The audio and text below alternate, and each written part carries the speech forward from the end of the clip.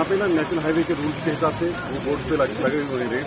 130 जो छोटी गाड़ियाँ हैं उनका 130 होगा, if they are using FASTag.